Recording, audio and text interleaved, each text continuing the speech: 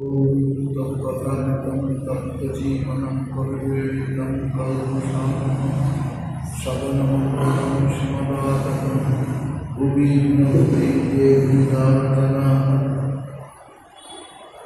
श्री श्री रामकृष्ण कथामृत 1882 साल 27 अक्टूबर। भाषांसि जीर्णानि यथा विहाय नवानि गृह्णाति नरोपराति तथा शरीराणि विहाय जीर्णानि अन्नानि संयाति नरकानि। गीता द्वितीयोध्याय 22 श्लोक। भगवान श्री रामकृष्ण मुख निश्चित कथा निये এই কথা বলতো। শুধু তো কথা নয়, কথার অমৃত যা পান করলে মানুষ অমর হয়ে যেতে পারবে।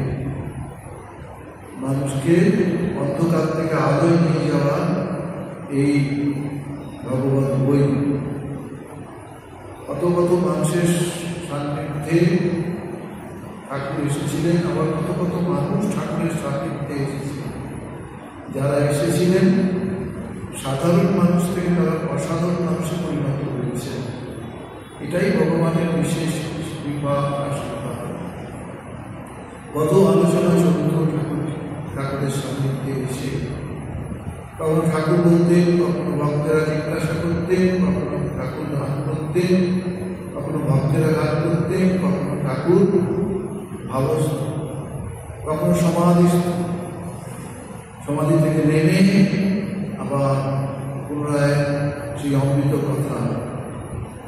যারা ঠাকুরের সান্নিধ্যে আসছেন তারা অভিভূত, তারা বিস্মিত, তারা বুঝতে পারছেন যে ঠাকুরের প্রতি দিন দিন আকর্ষণ বৃদ্ধি পাচ্ছে। ঠাকুরকে আরো গভীরভাবে পাওয়ার জন্য যারা মনীষী মানুষ, যারা শিক্ষিত মানুষ সমাজে বিশেষ জায়গা করে নিয়েছেন, কেউ ডাক্তার, কেউ শিক্ষক, কেউ অধ্যাপক, কেউ সরকারি চাকরি ইত্যাদি ইত্যাদি। কেশব চন্দ্র সেন ঠাকুরের কাছে এসে মুক্ত হয়েছেন। যত লিখছেন ততই অভিভূত হচ্ছে ঠাকুরকে নিয়ে। কখনো কখনো তিনি ওই ছোট নৌকা বোটেতে পশ্চিমা যাবনি এটি করে বেরিয়ে পড়তেন। ঠাকুরকে খুব গভীরভাবে কাছে পাবেন। কিছু কিছু ভক্ত এই সুযোগটাও পেতেন। তার মধ্যে মাস্টার মশাই মহেন্দ্র গুপ্ত এই সুযোগটা পেতেন ঠাকুরের বিশেষ কৃপায় আশীর্বাদে। ঠাকুর মাস্টারমশাই থাকতে বলতেন, আর মাস্টারমশাই ছুটির দিনগুলো হলে চলে আসতেন, বাড়িতে থাকতে পারছেন। শুধু মাস্টারমশাই অনেক অনেক মানুষ, গিরিশ ঘোষ নাট্যকার, বিজয় কৃষ্ণ গোস্বামী কামধর্মের মানুষ, এরকম অনেক মানুষ। বাড়ি সুন্দর খানিকটা করে আমার ওনার কাছে ফিরে আসবো। বলছেন যে ঠাকুরকে দেখবার জন্য লোক ব্যস্ত হয়ে পড়েছে, ঘর ভিড়ে বিড়াতা। সেখান থেকে ঠাকুর কে কৃষক ধরে নিয়ে আসছে, অনেক কষ্টে ঘুষ আসছে। একজন ভক্তের উপর ভার দিয়ে আসছে। সাধারণভাবে তো দেখতে এরকম, কিন্তু ভেতরে তার সবসময় আধ্যাত্মিক শক্তির বিকাশ চলছে। মা যেন তাকে নিয়ে সব কাজ করিয়ে দিচ্ছে।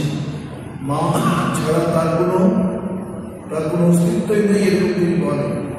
তো কেবিন ঘরে এসছে, কোনো হুঁশ নেই, ভক্তেরা প্রণাম করছেন।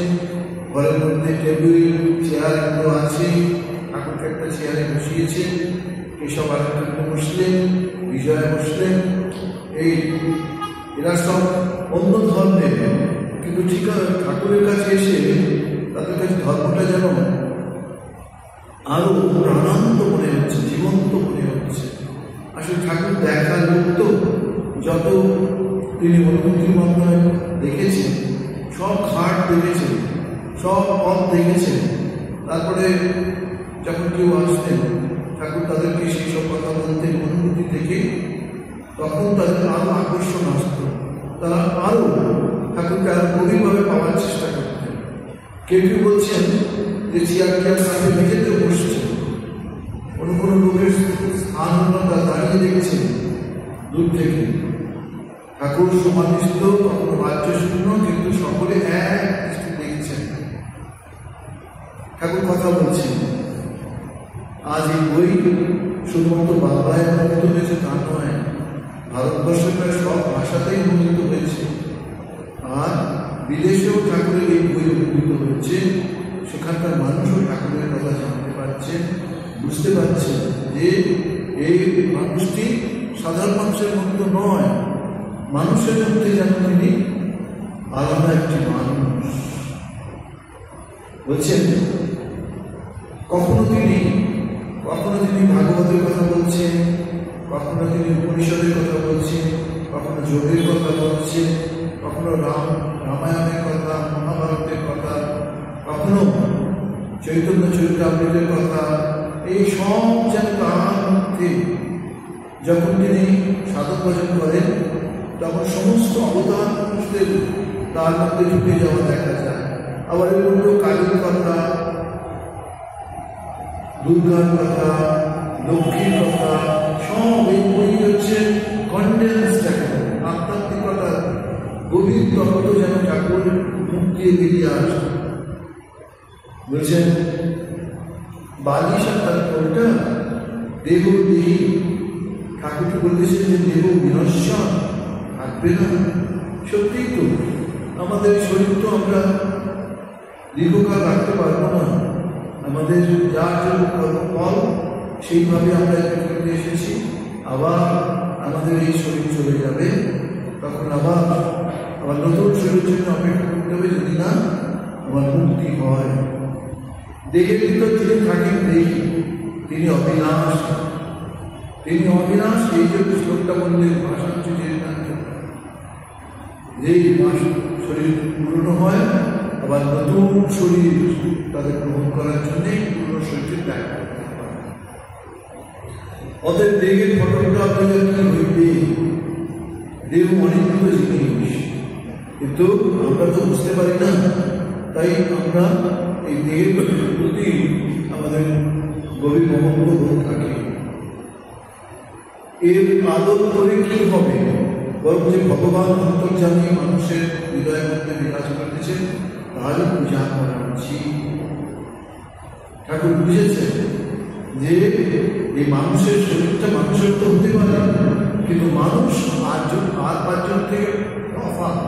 জীব জন্তু যত পৃথিবীতে সৃষ্টি আছে তার থেকে অভাব, কারণ মানুষই একমাত্র যে ঈশ্বর চিন্তা করে ঈশ্বর হয়ে যেতে পারে। তেরা মানত বনে যায় কথা আছে, তার কথা চিন্তা করতে করতে তিনি হয়ে যাবেন কি না, 500টা পোকা কুমড়ি পোকা চিন্তা করতে করতে কি কুমড়ি পোকা হয়ে যাবে। আমাদের মধ্যে কাঁচা আমি আছে আর পাকা আমি আছে।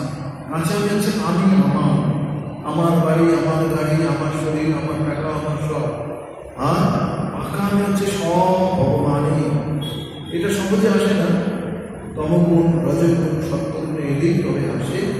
এই আমার করতে করতে একটা সময় ঈশ্বরের চিন্তা করতে করতে ঈশ্বরময় হয়ে যাওয়ার মাত্র শক্তি মানুষের আছে। আমরা উপনিষদে পাই সেই দাস করুণা সজন্য সখায়, এই শ্লোকটা। এর অর্থ কি? এর অর্থ হচ্ছে ওই কাঁচা পাকা মানে জীবাত্মা আর পরমাত্মা, এরা দুটি পাখি উদাহরণ। একটা পাখি নিচে থাকে গাছে, আর একটা পাখি নিচের ডালে, আর একটা পাখি উপরের ডালে। নিচের পাখি গাছে যখন বসেছে তখন গাছের ফল হলে ফল খায়, ভালো ফল হলে ভালো একটা অনুভূতি, আর টক ফল খেলে বা খারাপ ফল খেলে তার একটা অনুভূতি। সেরকম সংসারে ভালো আছে, মন্দ আছে, দুঃখ আছে, শোক আছে, জ্বালা আছে, যন্ত্রণা আছে। ওই নিচের পাখি যেমন ফল খায় তার ফলের প্রকাশ। আর উপরের পাখি, নিচের পাখি দেখছে উপরের পাখি একটা বসে আছে, সে শান্ত ভাবে বসে আছে, তার কোনো তার কোনো প্রকাশ নেই, স্থির শান্ত মনে। এই যখন নিচের পাখিটা কষ্ট হয়, দুঃখ হয়, জ্বালা হয়, তখন উপরের পাখির দিকে তাকিয়ে থাকে। এই পরমাত্মা উপরেরটা দেখতে দেখতে দেখতে একটা সময় দেখা যায় নিচের পাখিটাই ধীরে ধীরে উপরে উঠতে উঠতে উঠতে কি হয়ে যায়, উপরের পাখির সঙ্গে মিশে যায়। নদীর সব জল যখন সমুদ্রে গিয়ে পড়ে, সেই রকম এটাও ঠাকুর একটু প্রকৃতিস্থ হইয়াছে। তিনি বলিতেছেন কত সৌভাগ্য কত মানুষের, আর আমাদেরও কত সৌভাগ্য যে এইসব কথাগুলো আমরা জানতে পারছি, এইসব কথাগুলো আমরা শুনতে পাচ্ছি। ভগবান আছে কিনা আমরা জানতাম না, আছে এটা বইয়ের মধ্যে পড়ি, কিন্তু দেখা মানুষ। নরেন্দ্রনাথ যখন ঠাকুরের কাছে জিজ্ঞেস করছেন যে ঈশ্বর সত্যি আছে, সেটা আছে কি, তুমি যদি চাও তোমাকেও দেখে নিতে পারো। শ্রীরামকৃষ্ণ শুধু নরেনের মধ্যে নেই, দেখার নেই। যারা 1886 খ্রিস্টাব্দের 1 জানুয়ারি এই কাশীপুর উদ্যান পার্টিতে অপরাহ্নে পৌঁছে গিয়েছিলেন, তারা এই ঠাকুরের প্রকাশ দেখতে পেয়েছে। কি দেখেছেন? ঠাকুর অসুস্থ, কাশীপুরের দোতলায় সবসময় শয্যাগত। সেদিন তার ইচ্ছা হলো যে একটু নিচে নামবে, অনেক কষ্ট করে নেমেছে। বেশ কিছুটা আসতেই হঠাৎ দেখা গেল যে গিরিশালী ভক্তেরা সব বসে আছে। তিনি হঠাৎ একটু দাঁড়িয়ে পড়লেন। তাকে দেখেও ভক্তেরা আর যে যার জায়গায় বসতে পারলেন না। এত তার আধ্যাত্মিক শক্তির বিকাশ। মানুষ একটা উপলব্ধি করলেই তার উপলব্ধি শেষ থাকে না। এখানে ঠাকুর সমস্ত মত সব তার মধ্যে গ্রহণ করেছেন, তিনি সব হয়ে রয়েছেন। কি দেখেই গিরিশালী ভক্তেরা যখন ঠাকুরের কাছে এসে, গিরিশ বর্ণা আরো সব ভক্তেরা ঠাকুরের কাছে জিজ্ঞেস করছেন, হ্যাঁ গিরিশ, তুমি যে এখানকার কথা সব বলে বেড়াও, তুমি কি বুঝেছো, তুমি কি বুঝেছো? এটা গিরিশ বাবুকে ঠাকুর জিজ্ঞেস করলেন। যে গিরিশ ব্যবচারী গিরিশ, যে গিরিশ লম্পট গিরিশ, যে গিরিশ কোনোদিন ঈশ্বরের চিন্তা ভাবনাকে পছন্দ করতেন না, বলা করে নাস্তিকভাবে, সেই গিরিশ ঠাকুরের কাছে যেই বললেন ভাবে যে ব্যাস বাল্মীকি যার কথা লিখিলেও বিরক্তা করতে পারেনি, আমি সামান্য গিরিশ তার কথা কি বলব? ঠাকুরের আধ্যাত্মিক শক্তির বিকাশ। তিনি হঠাৎ সমাধিস্থ হয়ে গেলেন। আবার যখন সমাধি থেকে নেমে এলেন, তখন বললেন, তোমাদের আর কি আশীর্বাদ করি, সকলের চৈতন্য লাভ হোক। এই আশীর্বাদে যারা ছিলেন 25-30 জন, সকলের ভেতরে একটা অনুভূতি হলো, সকলের মধ্যে যারা ঈশ্বরকে ভালোবাসেন তারা সব ঈশ্বরের দর্শন পেয়ে গেলেন। যে যার, কেউ কৃষ্ণকে পছন্দ করেন, কেউ দেবদেবীকে পছন্দ করেন, যার যেরকম কামনা, সেদিন ঠাকুর তাদের সেই কামনারও গ্রহণ করে দিয়েছে। তা আমরা দেখছি ঠাকুর এখানেও এইসব কথা বলতে বলতে সমাধিতে চলে গিয়েছে। মুহুর্মুহুর সমাধি, যে সমাধি লাভ করতে আমাদের কত হাজার বছর লাগবে তার কোনো সীমা পরিসীমা নেই। তবে একটি কথা আছে, ভক্তের হৃদয় তার আবাস স্থান। তিনি সর্বত্রে আছেন বটে, কিন্তু ভক্ত হৃদয়ে বিশেষ রূপে আছেন। যেমন কোন জমিদার তার জমিদারি সকল স্থানেই থাকিতে পারে, কিন্তু তিনি তার অমুক বৈচক্ষণে প্রায় থাকেন। এই লোকে বলে ভক্তের হৃদয় ভগবানের বৈঠকখানা। এই বই পড়তে পড়তে যখন আপনি শেষ করবেন, তখন আপনি সেই মানুষ থাকবেন না। আপনার মনের অদ্ভুত পরিবর্তন হবে, আপনি কখনোই সেই মানুষটা থাকতে পারবেন না। তা ঠাকুরের কথা অমৃত সমান যখন আমরা পড়ি এবং অভিভূত হই, কত উপমা, কত গল্প, যত পড়া যায় ততই মনে হয় যে এর বোধহয় এই ঠাকুরের ভিতরে শেষ নেই। এমন সব তিনি আমার মধ্যে সব মাইন্ড হয়ে যাচ্ছে। এখানে আমরা দেখি ঠাকুর বলছেন যে, হ্যাঁ গো, জানো তো গামলাদের মধ্যে রং নিয়ে বসে আছে। পরপর গামলা নেই, তুমি যে রং চাও সেই রং কিন্তু গামলা মধ্যে চুবিয়ে আপনাকে সঙ্গে সঙ্গে দিয়ে দেবে। আপনি লাল চাল, নীল চাল, সাদা চাল। এই গীতার একটি শ্লোক আছে কি, যে যথামান প্রবর্ত্যন্তে তাং সরে মজা, যে আমাকে যেমন ভাবে চায় আমি তাকে সেইভাবেই কৃপা করি।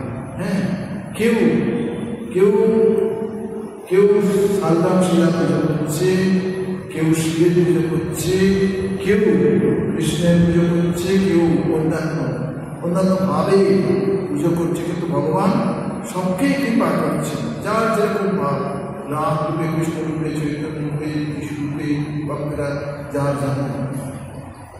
বলছেন যে শুধু তাই নয়, ঠাকুরের কাছে যারা আসতে তাদেরকে তিনি রাস্তা দেখিয়ে চরম শিখরে নিয়ে যেতেন। সাধারণ মানুষ তো অসাধারণ করলেন। এই যে আমরা গিরিশ বাবুর কথাই বলি, গিরিশ ঘোষ অন্যরকমভাবে ঠাকুরের সান্নিধ্যে এসে পড়েছিল। ঠাকুরই কৃপা করে রমদাদায় রয়েছে। কতজন সেই ভাব থেকে সরে গেছেন ঠাকুরের কাছ থেকে, কিন্তু তিনি তো কারোর একার ঠাকুর নয়, তিনি তো সকলের, সেই তাদেরও তো তিনি পিতা, তাদেরও তো মাতা, তাদেরই বন্ধু, তাদেরও সকাল ঈশ্বরের সঙ্গে বলা হয়।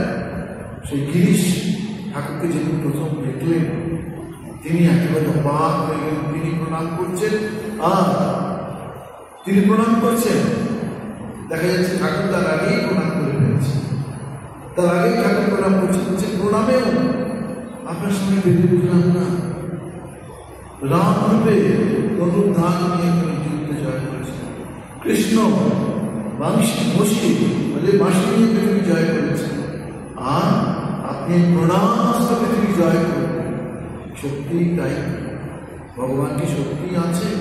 বিশেষ করে কত জীবনের ঘটনা, তার বাবা মারা গেছে, মা মারা গেছে, ভাই মারা গেছে, বোন মারা গেছে, দেবী মারা গেছে, এমনকি নিজের স্ত্রী পর্যন্ত মারা গেছে, 6 মাস হয়ে গেছে, নতুন বিয়ে করেছে, তার মধ্যে বিশেষটা রোগ, তার মধ্যে এমন হলো যেন শরীর চলে যায়।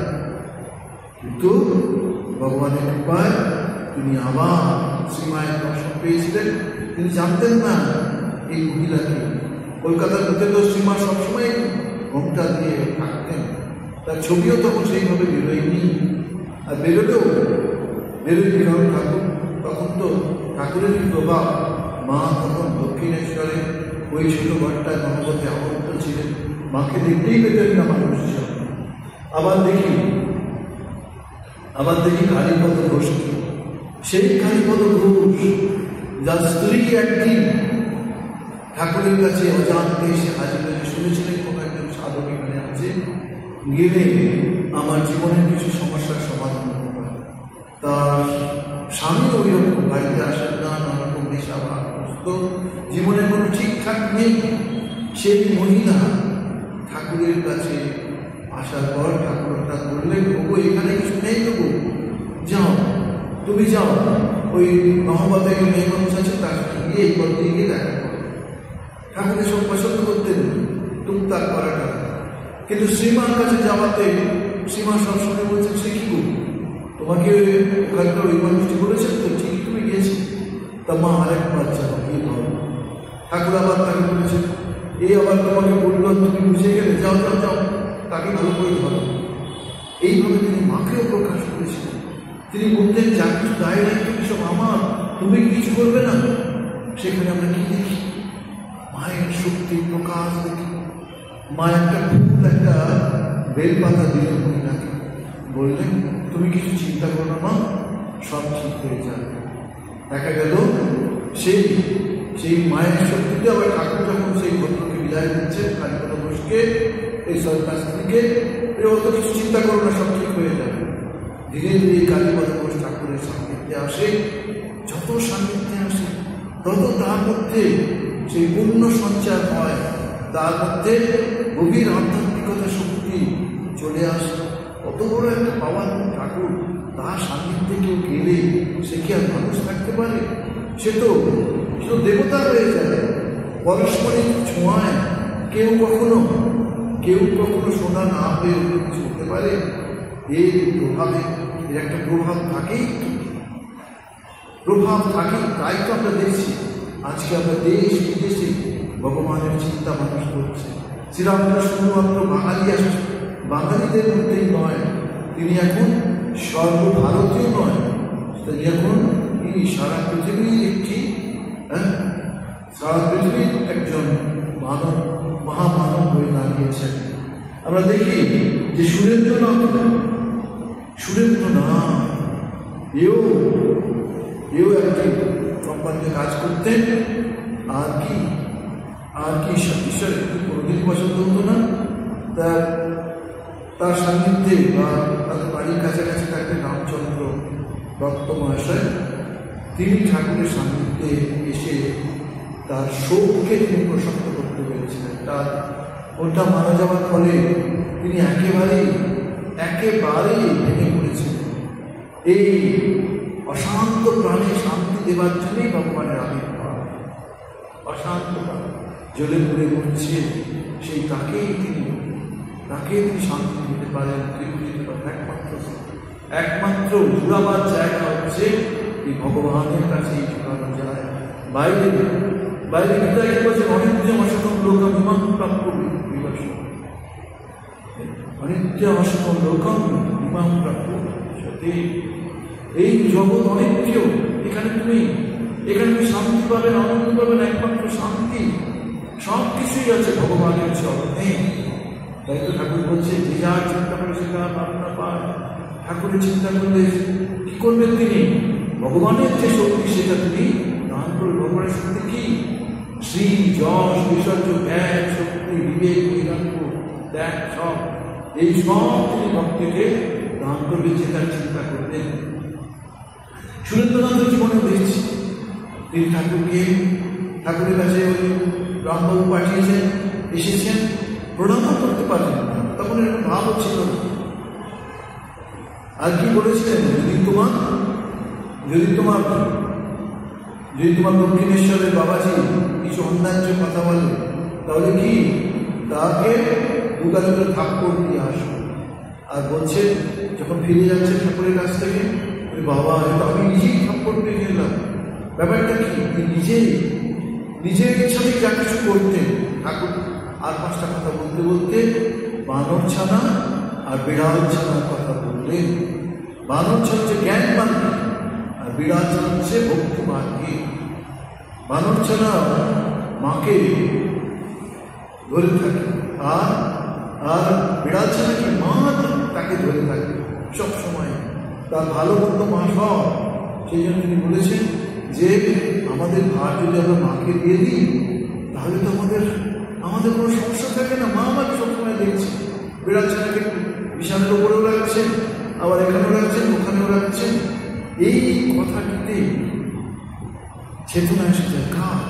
সুরেন্দ্রনাথ ঠাকুরের কাছে আসা যাওয়ার পরে একদিন দেখা গেল যে তিনি বলছেন ভগবান যদি হয় তাহলে আজকে আমার বাড়িতে আমি তার দর্শন করব।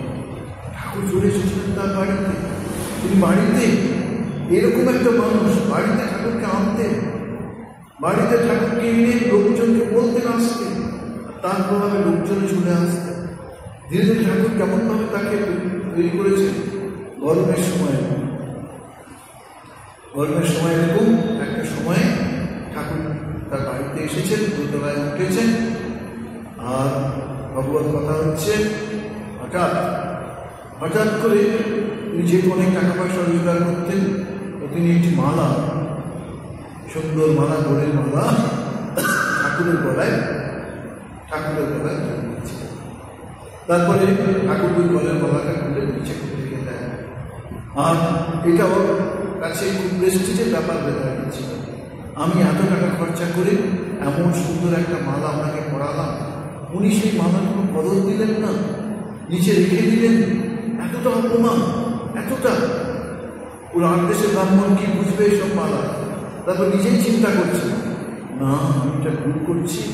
উনি স্বয়ং ভগবান, উনি ইচ্ছা করলে তো যা কিছু গ্রহণ করতে পারেন। চন্দ্র সূর্য গ্রহ নক্ষত্র সবই তো ওর হাতে, যা ইচ্ছা করে। এইসব যখন ভেবে চোখের জল আসছে, তখন দেখা গেল ঠাকুর মালাটা তুললেন।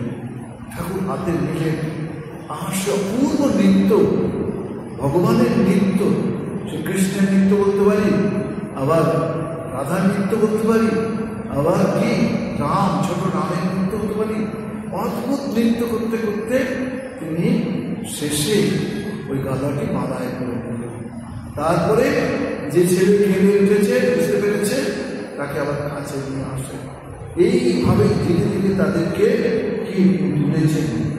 সেভাবে আজ তিনি কারো কাছে গৃহী, আজ গৃহীর মতোই তিনি উপদেশ দিয়েছেন। তারা গৃহী উপদেশে তাদের জীবনযাপন করছেন। আবার কেউ তাকে সন্ন্যাসীর ভাবে রেখেছেন, সন্ন্যাসীর মতো তাকে পেয়েছেন। ঘর বন্ধ করে সেই সব কথাগুলো ঠাকুর যা তার প্রয়োজন সেসব কথা বলতেন। আবার কেউ তাকে যোগীর মতো পেয়েছে, যোগ। আবার কেউ তাকে ভক্তবৎসল পেয়েছে। এই যে রামচন্দ্র দত্ত প্রচন্ড কৃপণ মানুষ, ডাক্তার সায়েন্টিস্ট মানুষ, ঠাকুর বারবার বলছে বাড়ি যাবো, তোমার বাড়ি যাবো, বাড়িতে গেলে টাকা পয়সা খরচা হবে, সেই জন্য কিছুতেই রাজি হচ্ছে না। একেবারে ঠাকুরের গেলেন, যাবার পর এমন সুন্দর কথা, গান, আলোচনা ইত্যাদি হলো, তিনি অভিভূত। আমার ঠাকুর কবে আসবেন, আমার ঠাকুর কবে আসবেন আমার বাড়িতে। এই যে অবস্থাগুলো ধীরে ধীরে ঠাকুর আমাদের মধ্যে, এগুলো সব আমাদের এক একটি রূপ।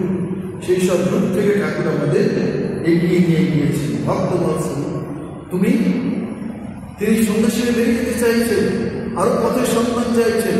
ঠাকুর তাকে কি বলছেন, তুমি ভক্ত সেবা করো, তোমার পথ ভক্ত সেবা, ভক্ত সেবা করলেই তোমার সব হয়ে যাবে। এই আরেকটি একটা সুন্দর ভাব, তিনি সর্বভাবময়। দেখা যাচ্ছে ঠাকুরের ভাবনায় নেই যেখানে অভাব, যেখানে দুঃখ, যেখানে দৈন্য, যেখানে অশান্তি, যেখানে রোগ, শোক, জ্বালা, সেখানেই তার অন্তঃকরণ করুণায় বিকল্প হয়ে যায়। সত্যি তাই, কত অশান্তি নিয়ে মানুষ আসতো, কত দুঃখ নিয়ে, কত জ্বালা নিয়ে। এই দেখুন যোগীর মা, তার স্বামী মদ খান, তাকে সেইভাবে ব্যবহারও করেন না, মানসিক শারীরিক সব দিক থেকে ভেঙে পড়েছে। কেউ একজন বললেন যাও না ঠাকুরের কাছে, তিনি তো এই কলকাতায় অন্যান্য বাড়ি আসেন, যাও। যাওয়ার পরে পূর্ণতা পেলেন, নারী বলে তিনি অবহেলা পেলেন না। আমরা দেখি গোলাম্মাকেও, তিনিও তো ঠাকুরের কাছে, তার পুত্র মারা গেছে, তার স্বামী মারা গেছে, তার কন্যা মারা গেছে, বিয়ে দেওয়ার পর বড় বাড়ি নিয়ে গেছে। কি অশান্ত প্রাণ, সেই অশান্ত প্রাণে ঠাকুরের কাছে এসেছে। ঠাকুরের কৃপায় তিনি ধীরে ধীরে প্রকৃতিস্থ হয়ে উঠছেন, ধীরে ধীরে ভগবানের আশ্রয়ে আসছেন। আর কি ভগবানের লীলা সহযোগী হয়ে গেলেন।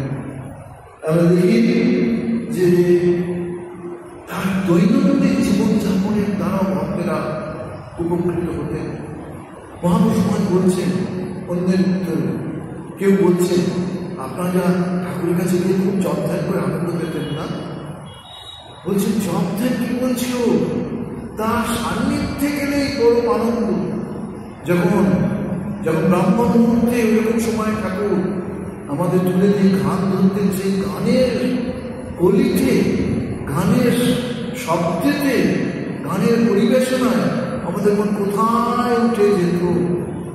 এই মুহূর্ত মাত্রে তিনি আমাদেরকে অন্য লোকে নিয়ে চলে যেতেন। স্বামী শারদানন্দ ইত্যাদি স্বামীজি বলতেন, ছোট্ট ছোট্ট ঘটনায় মানুষকে বোঝো, চেষ্টা করো। স্বামী শারদানন্দ যখন কোথায় আমাদের বাগবাজারের মায়ের কাছে থাকতেন, প্রায় সময় গঙ্গা স্নান করতেন, তারপর ওখানে যেসব মন্দির আছে সেসব মন্দিরে প্রণাম করতেন, ওখান থেকে তুলসী পাতা নিতেন, চরণামৃত নিতেন। একটি শব্দ নয়, নাম, ভগবানের নাম করতে করতে করতে আবার ফিরে আসে। চলাফেরা সব অন্যভাবে ভাবিত হয়ে সব আমরা ঠাকুরকে দেখে শিখেছি। আরে আমরা সাধু হবার জন্য ঠাকুরের কাছে গেছি, আমরা ওকে পরীক্ষা করতে গেছিলাম, গিয়ে দেখি আমার থেকে তিনি আমাকে আরো ভালো জানেন না বলছে। ধীরে ধীরে দেখি যে তিনি ছাড়া আমাদের কোনো অস্তিত্ব থাকার কথা নয়। আমরা দেখছি যে ঠাকুর অন্য প্রসঙ্গ করতে পছন্দ করতেন না। শাস্ত্রে আছে অন্য বাচা বিমুঞ্চ, সব সময় ঈশ্বর প্রসঙ্গ, ঈশ্বর ভাবনা। আর যদি তাতে শান্তি পাওয়া যায়, যদি তাতে আনন্দ পাওয়া যায়, যদি জীবনটা ফুটে ওঠে, তাহলে অসুবিধা কি আছে? তবে সকলের ক্ষেত্রে তো সমান নয়। আধ্যাত্মিক জগৎ সকলের জন্য নয়। অনেক অনেক ভোগের পর তবে এই আধ্যাত্মিক জগৎ এর দরজা খুলে যায়। দরজা খুলে ঠাকুরের কথা বলতে আমরা দেখি, গল্পের মাধ্যমে তিনি বলছেন, কি বলছেন? দেখো, অনেক আনন্দ আছে। একের পর এক দরজা খুলে যাবে। চন্দনের বন, রূপোর খনি, সোনার খনি, মুক্তোর খনি, হীরের খনি, সব ভেতরে আছে। ডুব দাও, ডুব না দিলে কি করে পাবে? আর কি লেগে থাকতে হবে, লেগে না থাকলে তাকে পাওয়া যাওয়া যাবে। বলছেন নারদ রাস্তা দিয়ে যাচ্ছে, একজন সাধক অনেক বছর ধরে সাধনা করছে, করতে করতে তার সমস্ত শরীরে কি উইক হয়ে গেছে। নারদ যাচ্ছে দেখে তিনি বুঝতে পেরেছেন, প্রভু প্রভু প্রভু আপনি কোথায় চলেছেন? বলছে এই বৈকুণ্ঠে যাচ্ছে। তা যাচ্ছেন যখন, তখন ভগবানকে জিজ্ঞেস করবেন আমার আর কত জন্ম বাকি আছে? বলছে আচ্ছা। ভগবানকে জিজ্ঞেস করছে, ভগবান বলে আর 3 জন্ম। ওখানে পেয়েছো তোকে? এরকম তো আছে 3 জন্ম। বলছে আমি নারদ ফেরার পর সেই ভক্ত যখন জিজ্ঞেস করবেন, বললেন আর তো মাত্র 3 জন্ম। বলে এখনো 3 জন্ম? তাই ধৈর্য চ্যুতি হলো, সে সব চলে গেল। এই লেগে থাকতে হবে, লেগে না থাকলে তাকে পাওয়া যায় না। আবার দেখেছি যে একটু বাইরে সুন্দর কথা আছে,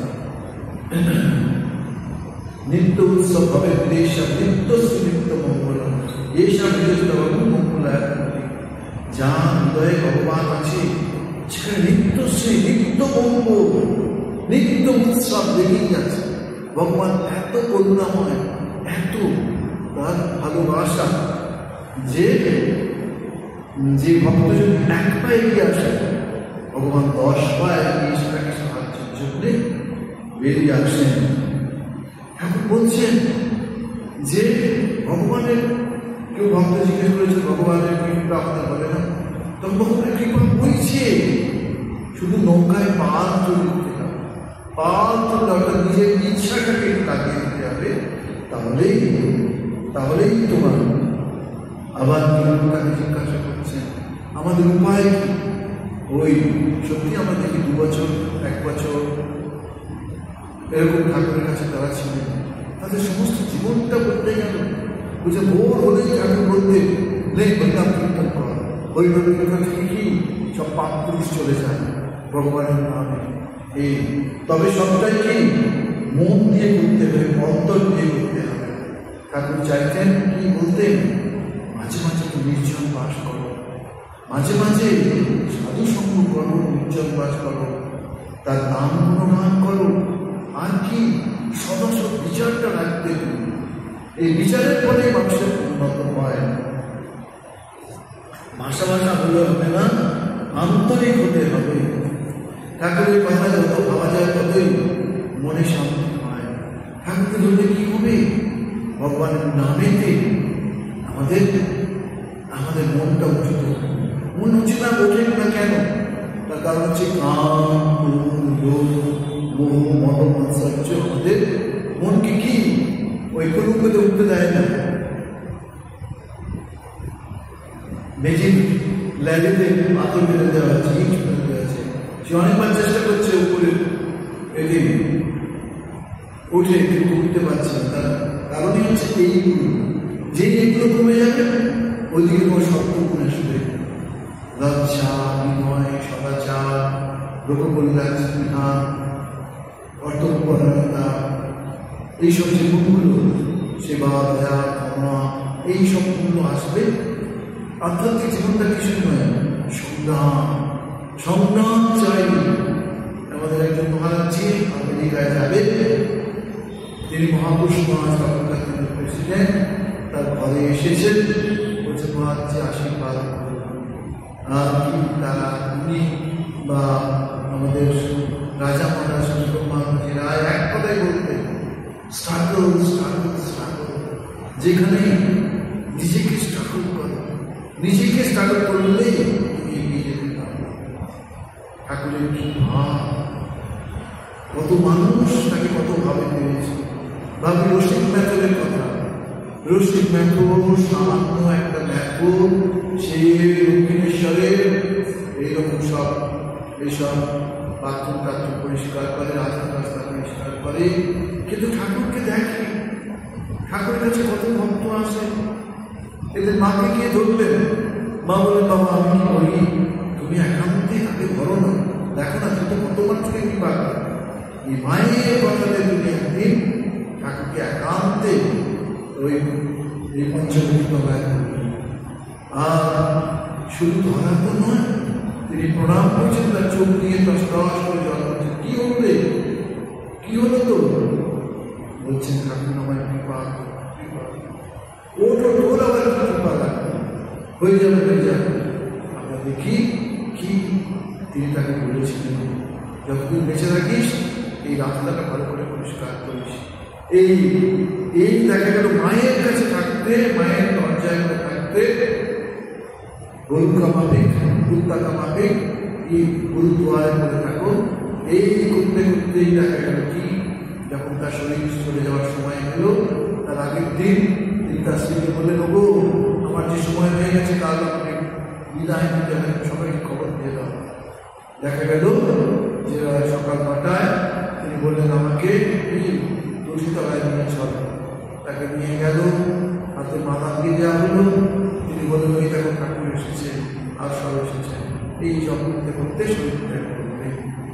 এই হলো তার ঘটনা। আবার আমরা দেখি তিনি বৃন্দাবনে গেছেন, গঙ্গামাই বলে কেউ সাধিকা তাকে দেখেছে।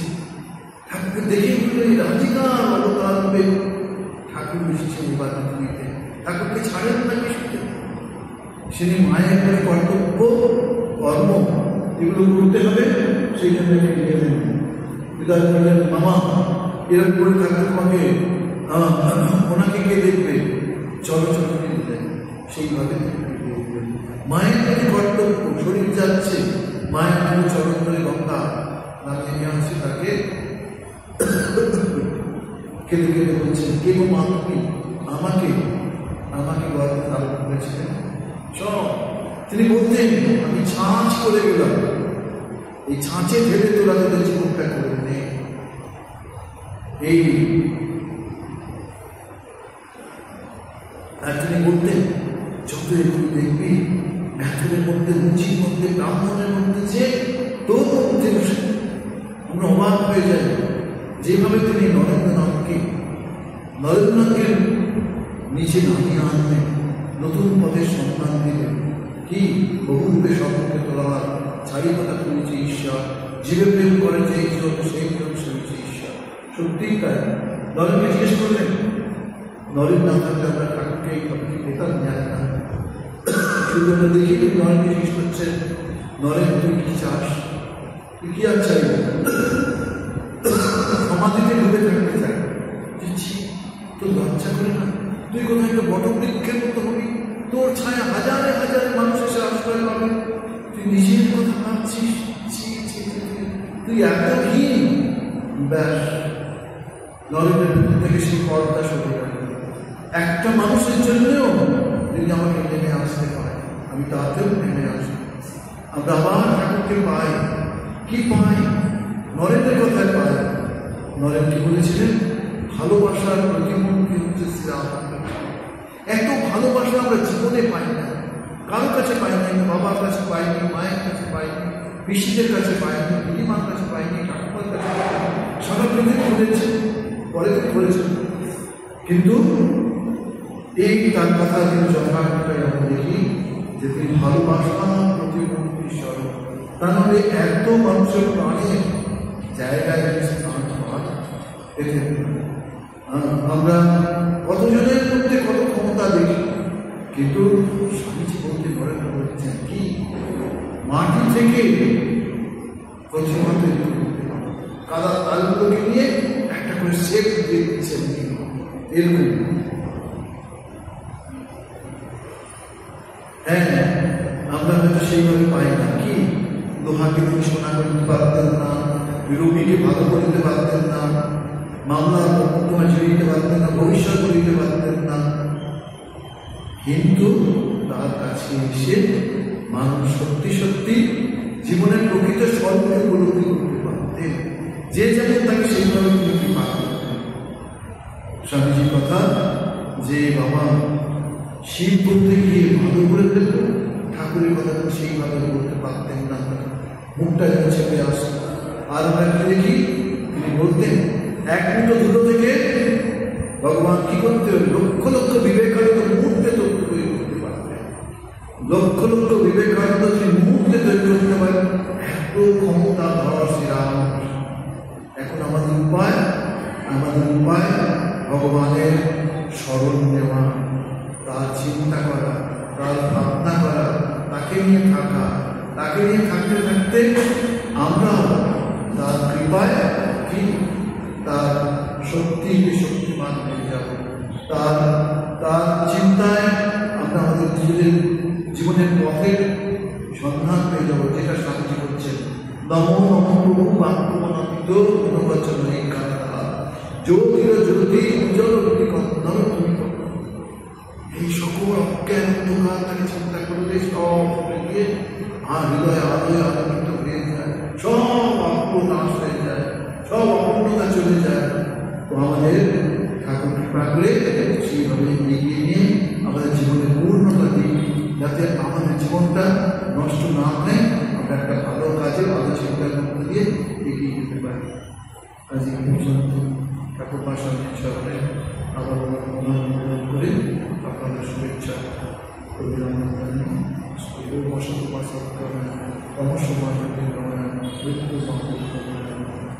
ओम सर्वे सुखिना सर्वे सर्वे भगवान सत्तु महापुरुष ओम पूर्णमदः पूर्णमिदं पूर्णात् पूर्णमुदच्यते पूर्णस्य पूर्णमादाय पूर्णमेवावशिष्यते। ओम शांति ओम शांति।